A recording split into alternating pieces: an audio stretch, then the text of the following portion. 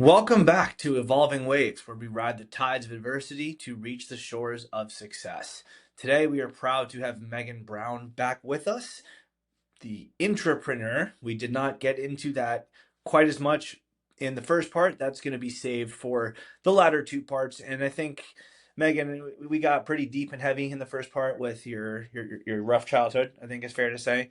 Um, but as we're hinting at with riding the tides of adversity to reach those shores of success, you've grown quite a bit since those days, and there's quite a lot of success to share. And we'll get into all that in this episode, as well as the finale, the part three of the trilogy that's coming up in a couple weeks. But before we get into the next part of Megan's story, we want to quickly shout out our sponsor. Today's podcast is brought to you by Stingray Branding, an award-winning national lead generation focused marketing agency that helps businesses generate ROI from their marketing efforts, including, but not limited to, web design, social media marketing, Google search, email, automations, and more. Learn more about Stingray Branding and all the awards they've won at stingraybranding.com. And with that said, we are so happy, as always, to welcome Megan Brown back into our studio to tell us part two of her story. Megan, thank you again for your time and being willing to share this with us. Thanks for having me. Of course, as I put the award back. And we jump right into the story. So we kind of ended the first episode in not necessarily a cliffhanger, but we made it known that there was a lot of success to come out of the struggles you dealt with as a child. We talked about how you wound up having your tubes tied and still got pregnant anyway. The timing didn't quite align there, but you were a single parent, and I think that's just the best place to start. And we talked about your parenting style at the end of the last episode, but talk me through the challenges and struggles you faced as a single mom.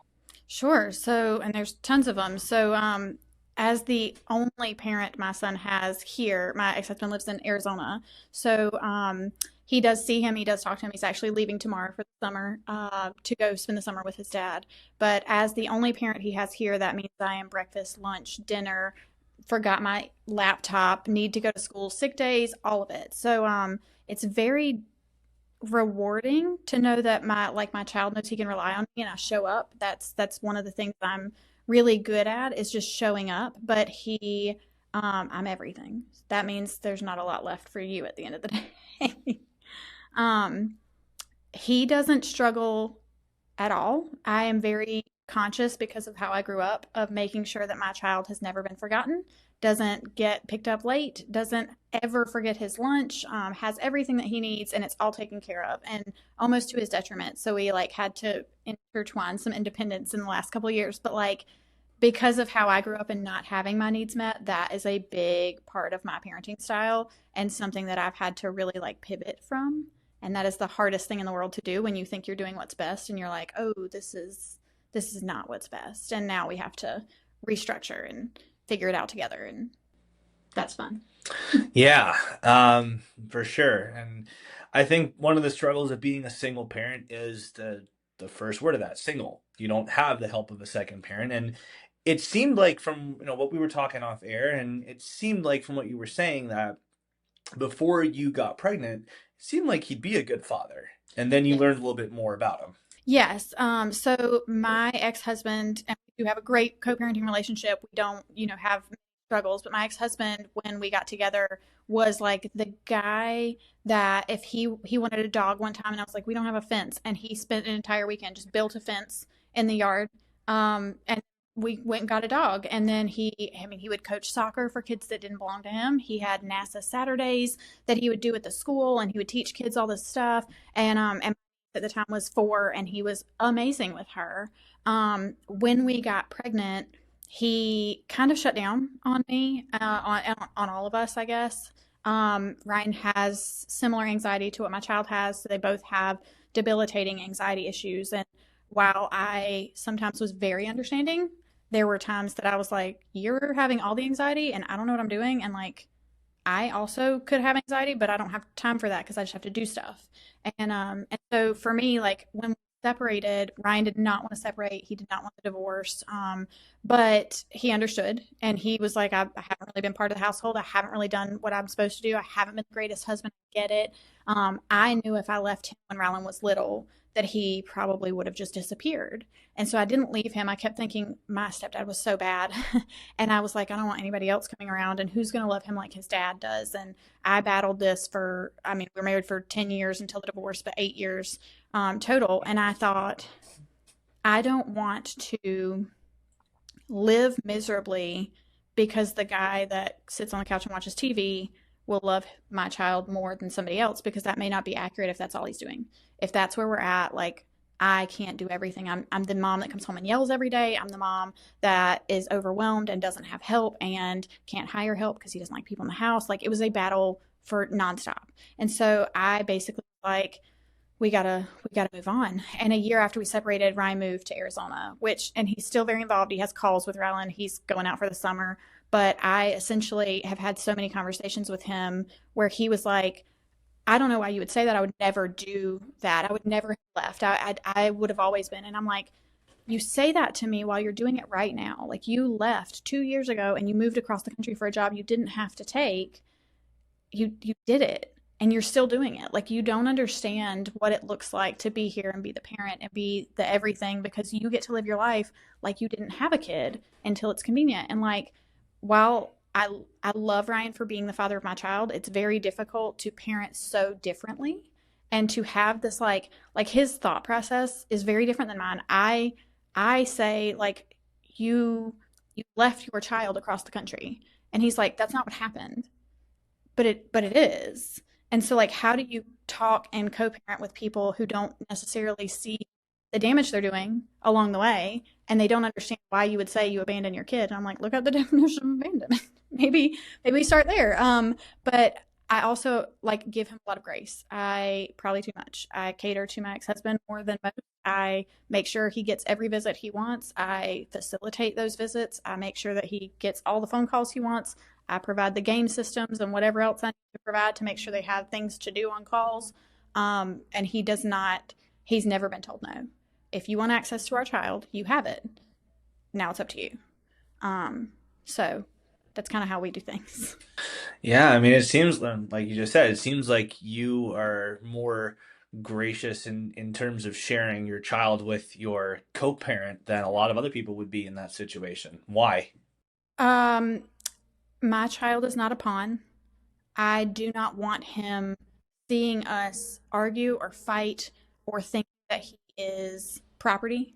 I want him vocalizing to me where he wants to be and what he wants to do. If he wants to see or talk to his dad, he has open access at all times. I do not want him growing up with the stipulation of, I bought that, you can't take that to your dad's, or vice versa. I don't want him feeling like his things are not his, or he is just in a game. And that's because of my mom and the way she raised us. That was what we felt all the time. If she bought something, it couldn't go to daddy's house. Or my daddy was not like that. But like, it was very strict rules based on, well, I did it, so it's mine, or whatever. And so I don't want him doing that. I don't want him thinking that he's just part of our life. He is our life, and he needs to know that this is how it should work. I have to be nice, I have to be the adult, I have to be cordial, but like, I also understand the importance of making sure that he's number one. So, a quick follow-up to that. Are either of you currently dating someone else that he has another mother or father figure on top of his bio? Okay. Yes. So, so Ryan has been dating the same woman for 2 years now. Her name's Savannah. I actually just met her for the first time. We went on a cruise together. So all of us do that. That's a big part of our co-parenting. I facilitate all of that. So, my niece had the same spring break as Rylan this year, and I had not met Savannah at this point. And I called and said, we want to go on a cruise. Do you and Savannah want to go?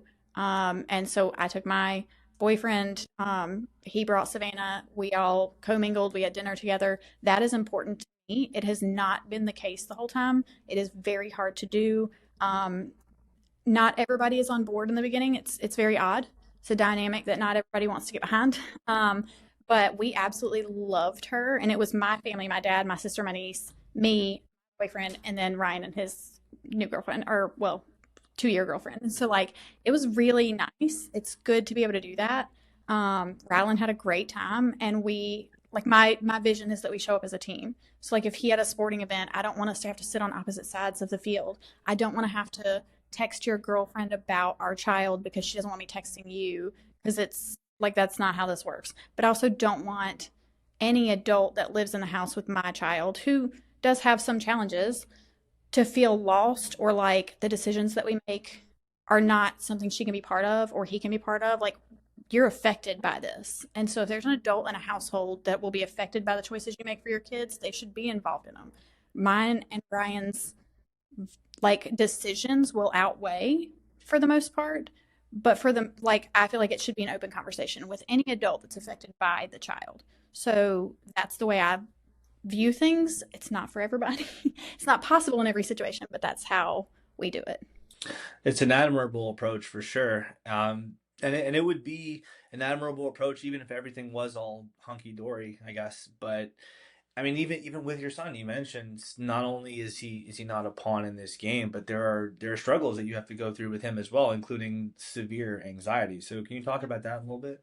Sure. So we've known my ex-husband's anxiety presented when he was in kindergarten. Ryland's came at the same exact time. So Ryland went to kindergarten. He went for like 2 weeks. He was in 4K, no problems. All of a sudden, 2 weeks into kindergarten, he started hyperventilating and having breakdowns. He is very open. I'm not outing him by any means. He tells people that he is on medication every day for anxiety and allergies. When his alarm goes off, he's quick to go take his medications. Without them, he struggles like like to the point that he can't make it through the day of school. And I would love to help him with that. We have him in therapy. We have done everything else that we could do. I actually felt really guilty because I was raised that you don't take medications on my dad's side. Like, and I, because of my pill issues, like did not want to put him on medication. And I took him to the doctor. It was right after Ryan left, so he was almost 9. And I said, we filled out these questionnaires, and his score was so high. They said anything over a 12, we would usually put somebody on medication. And Rylan was 50 plus.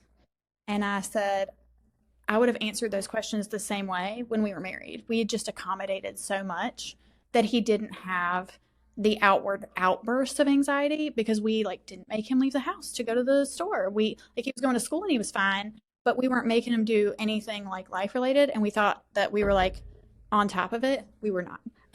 So we put him on the medication. It changed our lives. I highly recommend it. A little bit controversial. Also use CBD, but without that, like I could not walk our dog. I would go outside to walk the dog, and Rylan would call me from his iPad and be like, "If I can't see you, someone has clearly gotten you." And he'd be crying over 5 minutes, and I'd like, "Okay, like, what do you do to help your child feel like that's not the case?" I'm like, "Dude, I got 34 years at this point of like coming home safe. I think I'm doing great. My track record is good. You don't have to worry." And he's like, "That doesn't matter in your brain with anxiety." So it didn't matter that I had 34 years of track record. It mattered that if I wasn't in his sight, he thought I was gone. So we have pivoted and we are doing much better. The medication is amazing. Um, I would say if you are questioning it, talk to your doctor, and your kids may be better off on the meds, even if it's uncomfortable for you. And I've made it very not uncomfortable for him. That's why he's super open about it. I'm like, Yeah, I mean, there's definitely a stigma with it. I mean, I think mental health as a whole, as an umbrella topic, whether it's depression or anxiety, or if it's Asperger's or ADHD. I mean, any kind of mental or neurological disorder, there's a stigma around it that it's taboo and that we shouldn't sure. talk about it. But it affects more people than we know. I mean, there are people that function just fine in the day-to-day world, and you meet them at networking events or at a million cups, Mm-hmm. like this, no, the event that you run, and you just wouldn't know. You Right. wouldn't know from talking to them, but it doesn't mean they're not feeling it. It doesn't mean they're not affected by it. I will say this: when Rylan was 5 and he started presenting with these hyperventilations and panic attacks, I didn't really understand at that point. I was just like, you go to school every day, like just go. And I would just tell him like you have to. And that was probably the wrong thing to do, but I didn't know what else to do. You can't just be out of school all the time.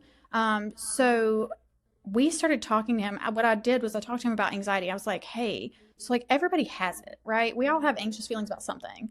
Even though I don't have anxiety of like leaving the house and stuff, but there are a lot of people who do. Most of my anxiety is around my child, and making sure that he's taken care of or like becomes a functioning member of society. But I don't have the like panic attack stuff. And so I didn't understand it. And I was like, hey, so like you're my sister, one of my sisters, I have a lot, but one of my sisters has anxiety and she like chews her fingers until they bleed. And she's very open about it. She'll tell you about it. And my other sister pulls her eyelashes out. That's the one that went through the divorce with me. And she's been doing that since my mom left. Um, Anxiety shows up in different ways for everybody, but we all have it. And as soon as he heard that, he was like, oh, like I'm not by myself in this. And he would go to school and start talking to kids about their behavior. He was like, fine going after this. And he, like, it wasn't as big a deal, which is why we didn't put him on medication at 5.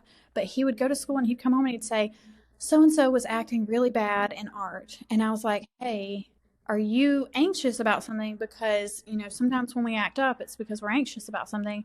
And he would just like, I don't know what the word is for it, but like therapy for these other kids. And he'd be like, you're not alone. I also have anxiety. And I was like, okay. He's like a little old man trapped in a kid's body. And he's always been that way. But it was so funny to watch the transformation of like, you're not alone.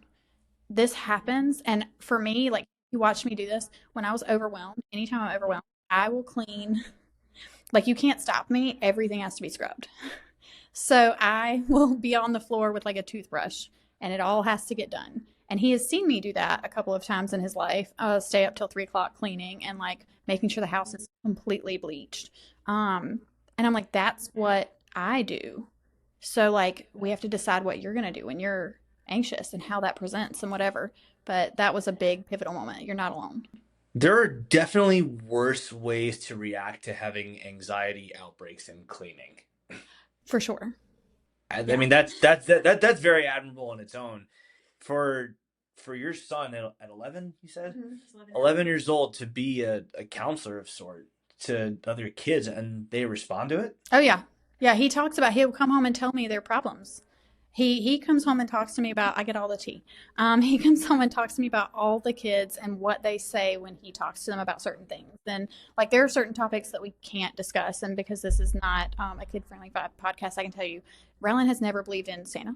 He has never believed in the Easter Bunny. He thought they were creepy, but my in laws believe in them and wanted him to be a kid, and my sister. And so like he doesn't tell them that he knows, and he knows he can't go to school and say that. You cannot go to school and ruin someone else's childhood because you don't believe and you think it's creepy. That's fine. Just don't say it to other kids. And he has never, ever told another kid that Santa's not real.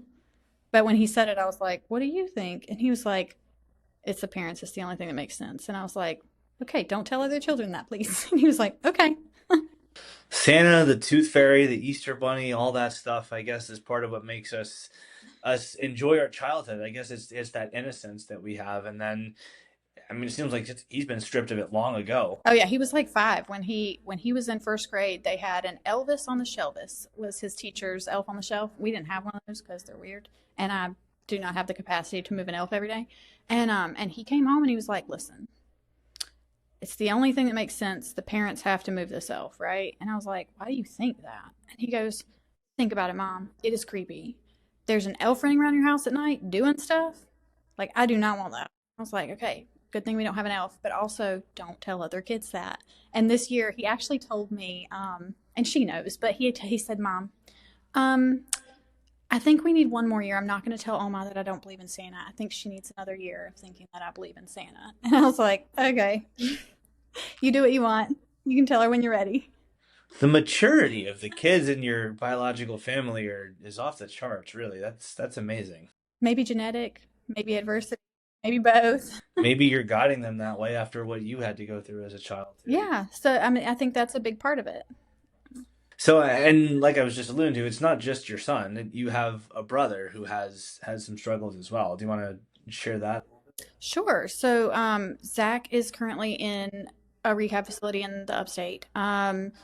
He has spent, I think he was 16 the first time he was caught with pills and that were like at my dad's house, not my mom's. And my dad had to send him to live with my mom. He was extremely smart, graduated early, but there was a baby in my dad's house, and he was like, we cannot. My dad lived in Florence, my mom lived in Anderson, so he hadn't seen my mom in a while. My dad's like, we can't risk him dropping something and the baby getting it. So I begged my dad not to send him to live with my mom. I was like, that's not how we fix the problem. But he was like, I don't have other choices. He's graduated, but he's 16. He has to be with a parent. And so I still lived in Anderson at the time. It took my mom all of 3 days to call me to come get him because he didn't get along with my stepdad.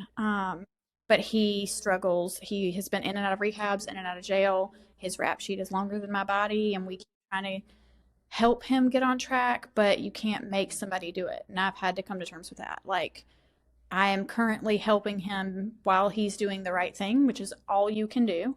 And if that doesn't work out, then it's fine, but like at a distance. So I love you. I want you around. I would like to help you, but like we can only do things for you when you are doing what you're supposed to.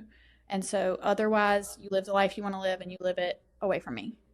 You can lead a horse to water, right? That's Absolutely. And my favorite thing to say, which is probably not the best thing, you can lead a horse to water, but you can't make them drink, but you can drown them. So, like, there are times that I'm like, kind of want to hold him under, but I won't. I get that. No, it's frustrating. I mean, I can't personally relate, but I'm just trying my best to put myself in those shoes. And if I had someone in my immediate family that did that, it would be so difficult to navigate. I guess that's how. I guess that's where I want to go next with this too. Is how do you reconcile your past, your brother's current struggles with addiction, your son, not that he has addiction, but he has anxiety issues. It's an issue that needs to be dealt with. Right. How do you reconcile or navigate through all of this to be the best that you can be? I very specifically I compartmentalize things. I very specifically have to say, I can do things for Zach when he's doing what he's supposed to. And if he's not, I can't sit around wondering if he is clothed or fed or warm or anything else. I did that for a long time. When I speak at the sober living facility that I sit on the board for, and the first night that I spoke with them, I said, listen, I've been on both sides of this. I've been on the addict side and I've been on the sober side. And I promise you, it's better on this side. But until you have walked through the woods looking for what you think is going to be your brother's body, like I will never do that to someone again. So I very intentionally choose sobriety, not just because of what I'm afforded and the ability to keep my child and do all these things, but like I've walked through the woods looking for Zach's body and hoping that I didn't find it, but not knowing where he was. He had disappeared. He does this a lot. And so I'm like, we wanted to take him backpacks of food and I can't do that anymore. My capacity is if you don't want it, I can't want it for you. With Rylan, it's a lot different because his is a medical issue and he's my child. Um, I I manage that. I still compartmentalize it a lot because it's hard to have a child that needed medication so early and that you feel like you can't help. I want to fix everything, but I can't save him from everything either. So, like, we dive into everything that does scare him. Like, I push him so hard.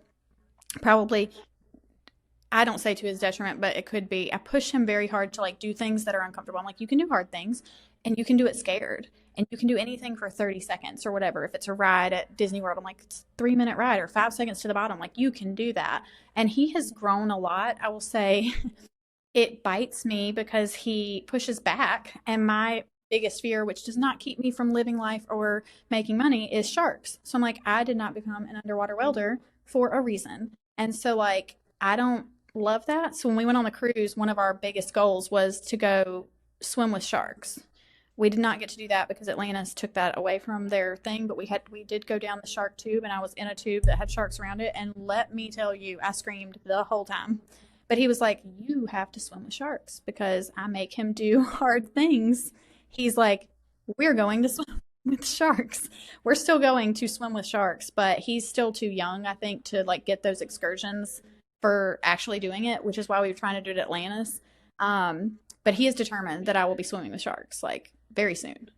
I'm assuming that there's quite a thick glass border between you and them. That did not matter. I thought I was going to have a heart attack. I was on the phone with his dad one day before we left, and I said, "Okay, so life insurance is up today, and this, and if I die of a heart attack in this shark pool," and Rylan's like, "You're still doing it." I'm like, "Okay, we're gonna do it." But we slid down.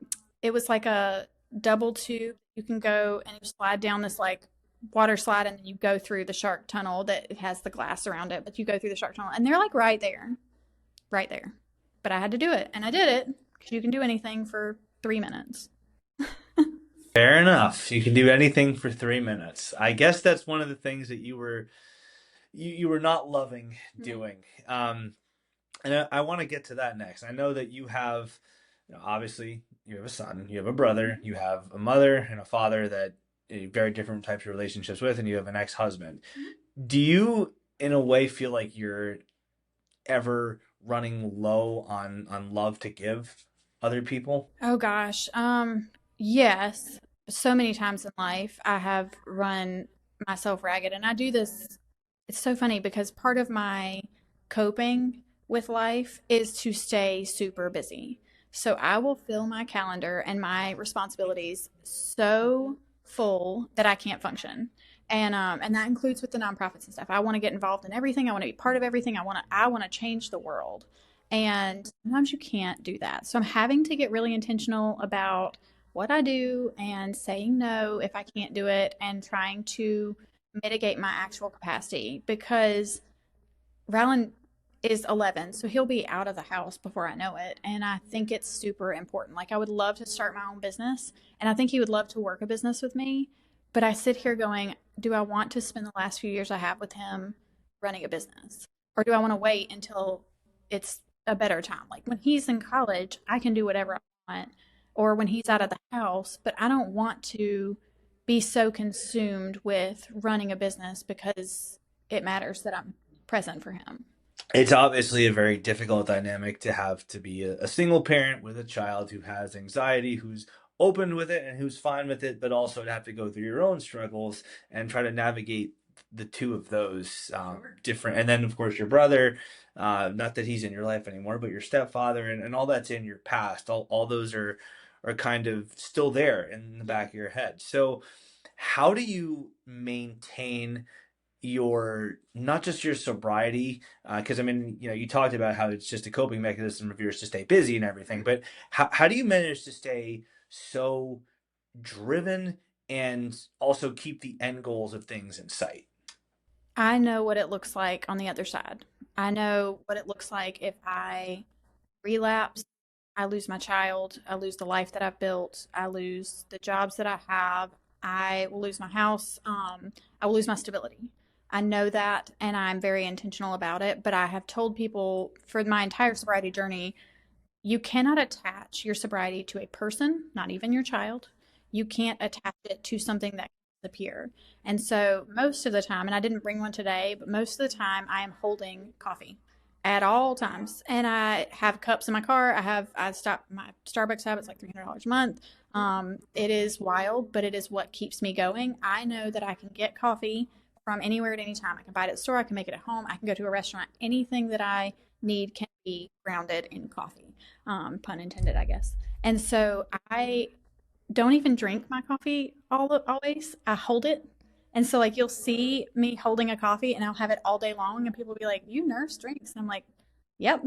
Because it's an emotional support coffee, and it is how I put my addiction somewhere in a healthier manner. But like I said, I don't always even drink it. I'll order large coffees. I have a massive budget for it, but like I don't always drink all of them because they're just there to keep me on track.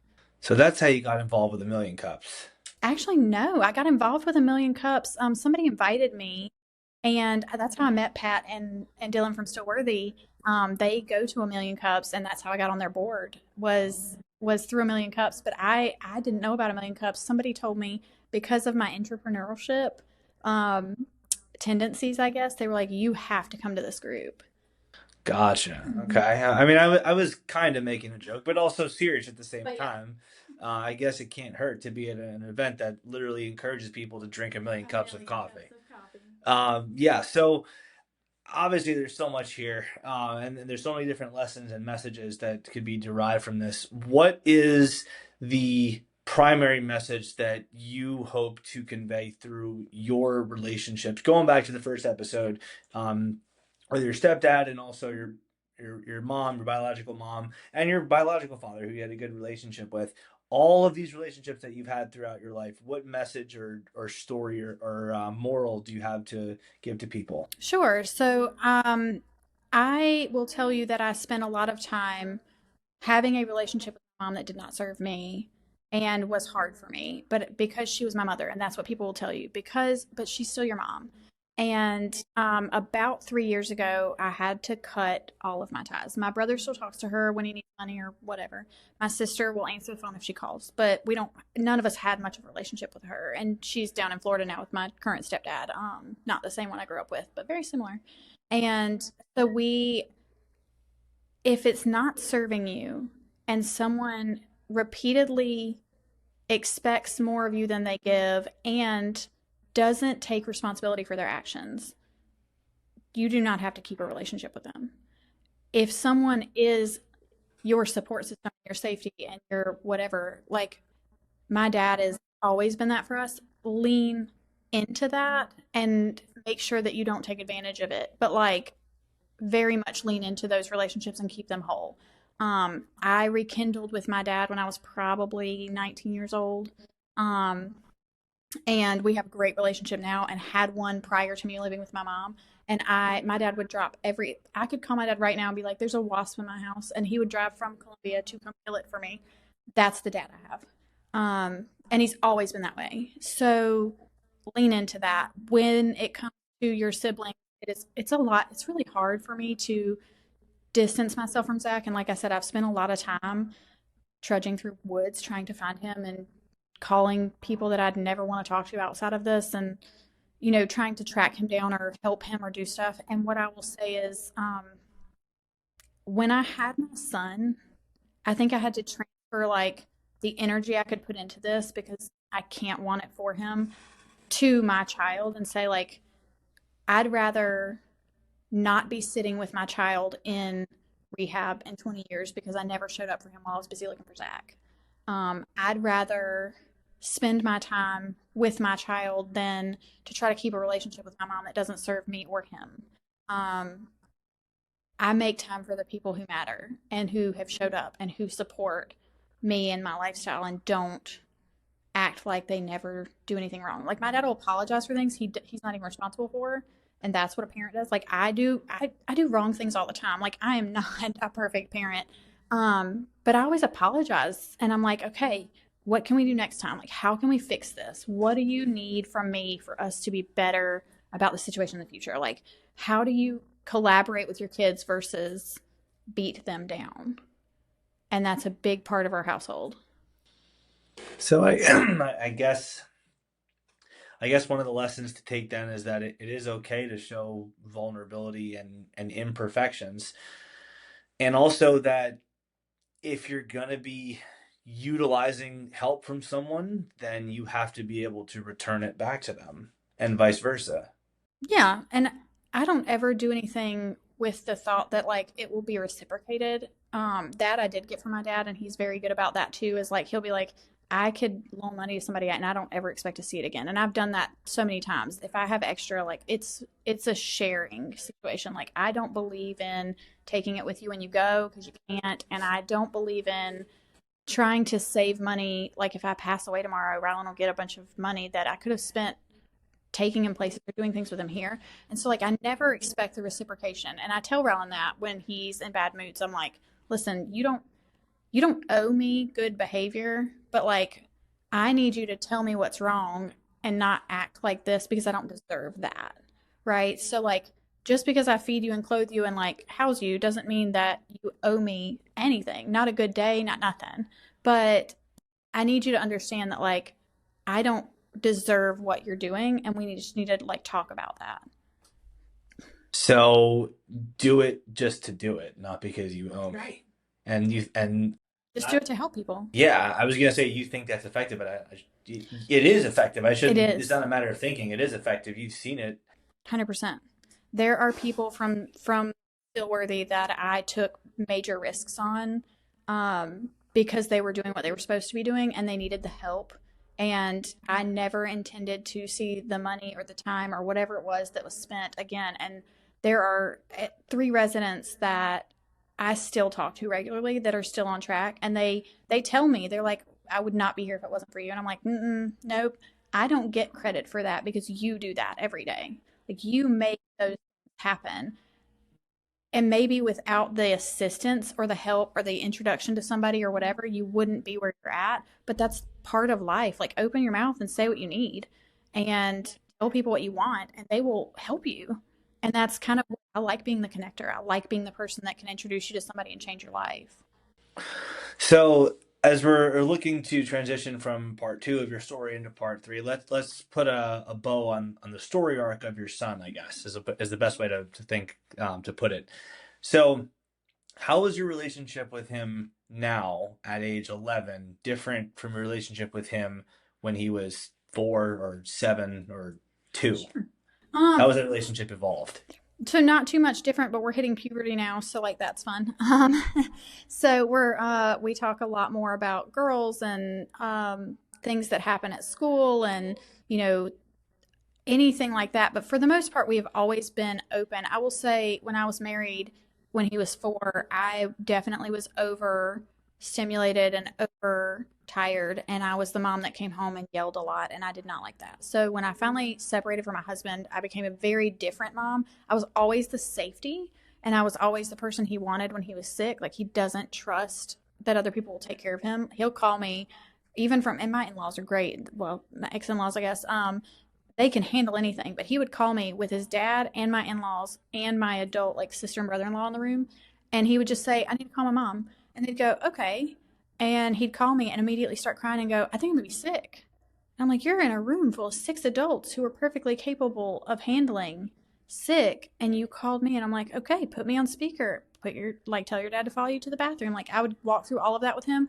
And to his detriment, did too much for him, took care of, he didn't trust anybody else to make a decision. He didn't trust himself to make a decision. And I'm like, okay, I have to step back now and let him be independent. And I did try when he was little. I would be like, okay, if you can't do it, you can't do it. That was our rule. So if we went to the park and he was like, push me on the swing, I'd be like, I did not come here to push you on the swing. Love you, mean it. But if you can't figure it out, then I guess you're not swinging. And he would figure it out. So I thought I was instilling all of that with these small things like tying your shoes and swings, but like, it didn't translate the way I thought it was. And so I had to step back even further. And now I have to like let him fight his own battles, which is really tough. Last year, no, at the beginning of this year, he got a kid in his class is not great and stabbed him in the hand with a pencil. And I was like, I will lose it. Are you kidding? And he's like, I don't want to tell the teacher because I don't want to get in trouble. And I'm like, he won't stand up for himself. So I'm still battling that part. But I'm like, you will not get in trouble because someone else did something to you, and you have to tell. She can't be stabbing people with pencils. And so now I have to walk him through what he needs to do and help him make decisions and let him come to terms with that on his own, which is the hardest thing in the world. I'm like, no, this is what you do. You just do it. And he's like, no. So I have to help him like figure out how to say what he wants to say, what to do in these situations, how to advocate for himself. I'm like, if something happens tomorrow, no one else is going to advocate for you and what you need. You have to tell people what you need. You have to be able to articulate why you feel a certain way or what you want in life. And then people will help you. And so we work through that a lot. But the puberty conversations are my favorite. They're very interesting, but we are super open households. So like nothing is off the table, and that's where we're at now. That's I guess that's a good place to be when you have that kind of honesty with your child, and this is the key, and he's mature enough to be able to handle it. Yes. If So you're open and honest, but he's not able to handle it, then it's probably not a good idea. right. So I base everything on what information he brings me and age appropriateness for what is coming and how to handle all of that. So like, and he loves, I'm a crime junkie. Like, I love that, murder mysteries and things, but I'm very intentional because of his age right now. I'm like, okay, only missing men who, they've not found anything about them, because when you dive into crime junkies, mostly murdered women who have been assaulted and like He's at an age where that's not appropriate. So I'm like, okay, we're gonna no break-ins because he gets nervous about break-ins. Only missing men who just disappeared without a trace. We're running out of them. I need them to make more. And no, yeah, I mean, obviously, sexual assault's not a Not topic. a puberty topic for No, sure. I guess that's a good place to go with my final question. Then, how much of your childhood does he know about? All of it. He All of knows it. every aspect. So on that topic, I was assaulted when I was young. I was 15 years old. I was already sober. Um, he knows about it. He doesn't know the details of it. He just knows that not everybody's a good person and some people will hurt you. And so you have to be careful and like vigilant about your safety. And for girls, it's a lot worse than for boys. But even as a boy mom, like I have to worry about anybody I introduce to him. I have to worry about anybody like at all times. And I grew up in a household where molestation was like a hot topic for my mom to talk to us about. So we felt like everybody was out to molest you. No kidding. And so like I had to be really intentional not to scare him, but also be like he doesn't stay with anybody but my dad and my in-laws and Ryan because we know that like none of them ever did anything to us. So he hasn't really had sitters and people don't understand that. They're like, "You don't leave your son with sitters?" I'm like, "Never. Not ever." He stays with family who didn't touch me, okay? Wow. Yeah, Yeah. that's a hard anxiety for me. That's a very hard anxiety for me. Yeah. I mean, I was just gonna say, I'm surprised in a sense, and I'm also not surprised, but that he has anxiety issues without even thinking about all that. Yeah. That's a good reason to keep that kind of thing from him. Yeah. Well, Megan, I mean, we we're still another episode to get to in this mini series, but I mean, as we kind of wrap up part two, before I get to the closing piece of this, what what advice do you have to give to other parents who have children either with anxiety or medical issues, or who, in your case, let's say that you had Rylan and he didn't have any issues at all, but you still had the issues that you brought to the table as a child. Anything that you've dealt with that someone else can share, how do you encourage them to deal with it and move forward? I think talking about it is key. I think we, and including me, grew up in a time where like talking about it wasn't prevalent. Telling people that you have anxiety, or like all of the parents in the 80s and 90s were on something. And most of the time it was cocaine, to be honest, in like the 80s. And so like you don't talk about the exhaustion or the burnout, or people tell you that having kids is beautiful and it's always going to be like you just get to watch this tiny version of yourself grow up and it's awesome. It's a lot of work. It's not always awesome. It's a lot of exhaustion and not knowing how you're going to get through tomorrow and trying to figure out if you can sleep through your alarm again. And so, like, my best advice is be open about your struggles, about your, I mean, age appropriately, but your struggles, their struggles, and make sure that they don't feel like they can't say anything. Because I think part of our culture issue is if you hide the fact that you're anxious, you feel alone. You don't realize that everybody has anxiety over something. You don't realize that my story might be the same as your story or similar, and we could handle things so differently, but like at least we know we're not alone. We're all going through the same things for the most part, right? Different walks, but you couldn't throw a rock and find a woman who hasn't been assaulted in some way. That Guaranteed. that is terrifying. Yeah. And I'll grant you, like I've grown up being taught to respect everybody. It doesn't the idea of assaulting someone is just not something that was yeah.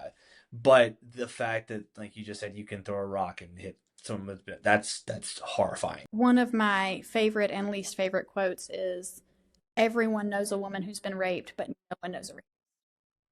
That is a very real topic that people don't talk about. And you're like, we all sit here going, no, he's a great guy. He's a pillar of the community. He would never.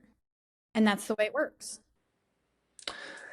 I mean, yeah, that's just horrifying to think about. That well, perfect. That's a perfect way to end the show. Now that I keep thinking of potential ending questions, but that's a great one.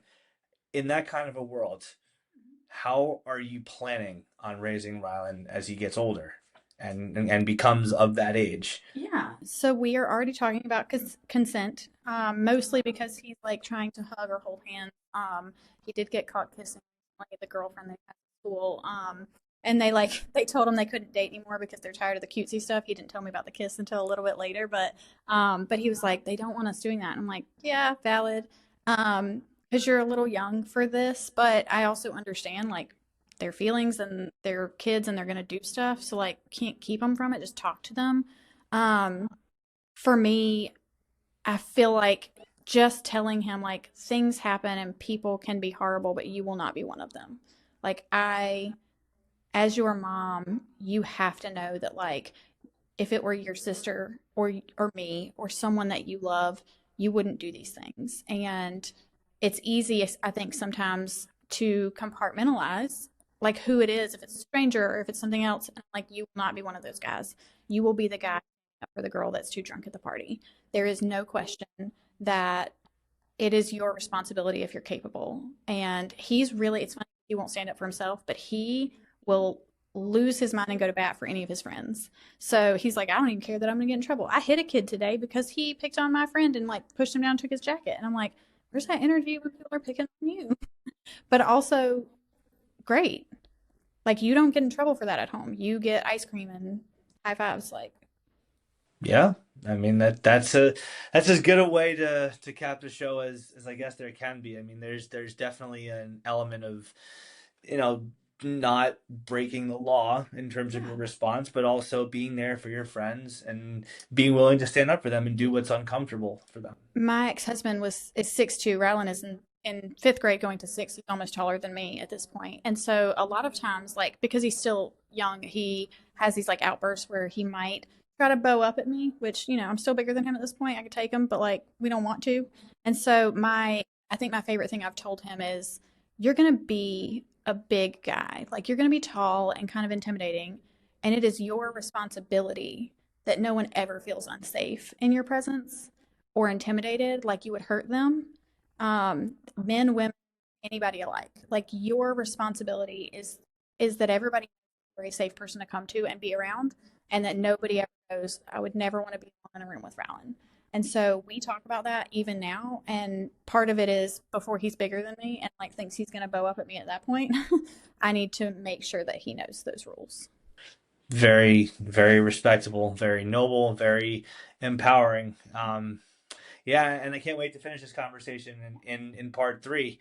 Megan, as always, we're so thankful to have you come on and share your insights as to everything regarding your personal struggles as a child, your child now growing up, going through puberty, and being a good friend, and everything in between that we've talked about. So, as we wrap up this episode, be sure to remember that in the face of adversity, there is always the opportunity for growth, development, and success. Be sure to come back for part three. We're going to put a bow on all this with Megan Brown, but until then, we're so thankful to have you share your Thank insights. you.